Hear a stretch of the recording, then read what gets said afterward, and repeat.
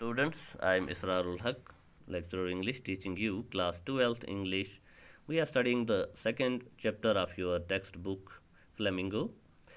The topic we are studying is lost spring. तो इन अभी तक हमने प्रीवियस लेक्चर्स में पढ़ा है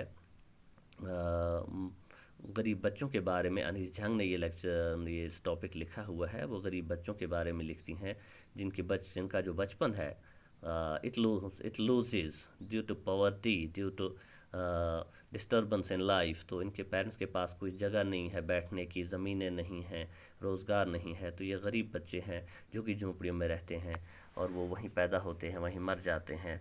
उनका बचपन भी गुम हो जाता है क्योंकि उनको बचपन से ही पैसा कमाने की बात कही जाती है और वो अपने पेरेंट्स के साथ कोई ना कोई मुश्किल काम करते हैं।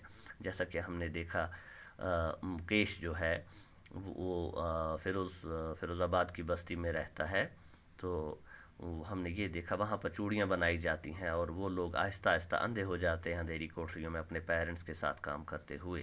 तो हम आगे देखते हैं। हम एक और राइटर हमें एक और बच्चे के बारे में या एक बच्ची के बारे में बताने जा रही हैं। Come to page number 18 of your text book Flamingo. Second paragraph. Savita, a young girl in a drab pink dress. What is this drab? Not attractive. ये तो मैला कुचैला पुराना हो गया हो. That is drab. Savita, a young girl in a drab pink dress, sits alongside an elderly woman soldering pieces of glass. तो हम एक और लड़की को देखते हैं, नौजवान लड़की है।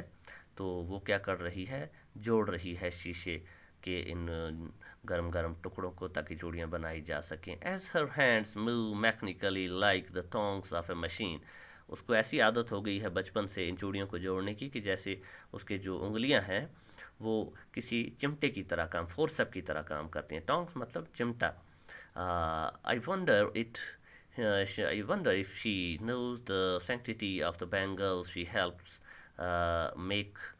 तो it symbolizes an Indian woman's सुहाग। तो अनीस झंग हमारी जो राइटर हैं वो ये सोचती हैं कि जो ये लड़की चूड़ियाँ बना रही है इतनी प्रोफिशेंसी से, इतनी एफिशिएंसी से, तो क्या उसे पता है कि इन चूड़ियों का क्या मतलब होता है? यानी जिस लड़की के बाहों में चूड़ियाँ होती हैं, कलाई पे चूड़ियाँ होती हैं, उसका मतलब होता है कि उसकी शादी हो गई है, सुहाग हो गया है।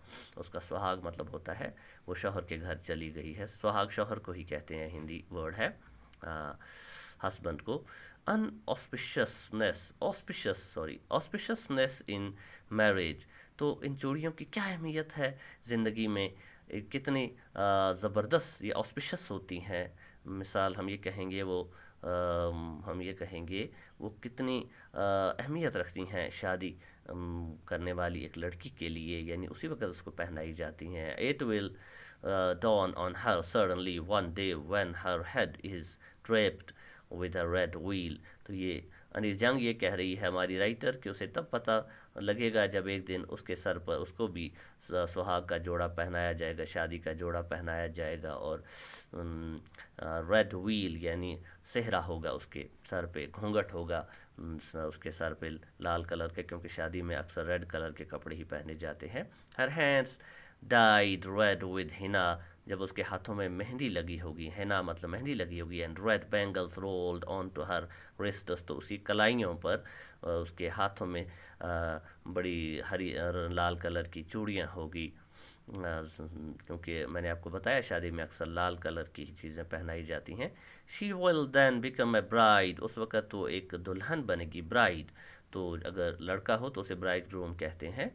Like the old woman beside her. तो वो बिल्कुल उसी तरह हो जाएगी जिस तरह उसके साथ में एक बूढ़ी औरत इस वक्त बैठी है। Her own become her who became one many years ago. जो पहले ही शादी करके सुहागन बन चुकी है वो बूढ़ी औरत। She still has bangles on her wrists. तो उस बूढ़ी औरत ने तो आज भी सुहाग की निशानी यानी चूड़ियाँ पहन कर रखी हैं। But no light in her eyes. मगर उसकी आंखों में रोशनी बिल्कुल नहीं है इस बूढ़ी औरत की आंखों में। एक वक्त शेर भर खाना भी नहीं खाया। शी सेज, तो वो बूढ़ी औरत कहती है कि कभी पेट भर कर खाना नहीं खाया है। यही वो उसके कहने का मतलब है। हिंदी लाइन है यहाँ पर, एक वक्त शेर भर खाना भी नहीं खाया। She says in a voice drained of Joy, उसकी आवाज़ में कोई खुशी नहीं है। ड्रेनड मतलब निकाल दी जाए, यानी उसकी आवाज़ में कोई खुशी नहीं थी, कोई जॉय नहीं था। She has not enjoyed even one full meal in her entire life time, पूरी ज़िंदगी में कभी उसने एक वक्त का खाना भी, एंटायर लाइफ पूरी ज़िंदगी, एंटायर हो गया सारा, सारी ज़िंदगी में कभी एक बार उसने फुल मील यानी पेट भर कर खाना नहीं खाया है। यही यहाँ पर ये कहना चाह रहे हैं हमसे। दैट्स वॉट शी हैज़ रीप्ड, तो यही कुछ उसने ज़िंदगी में हासिल किया है। रीप्ड मतलब यही उसने ज़िंदगी में हासिल किया है, यही अंजाम हुआ है।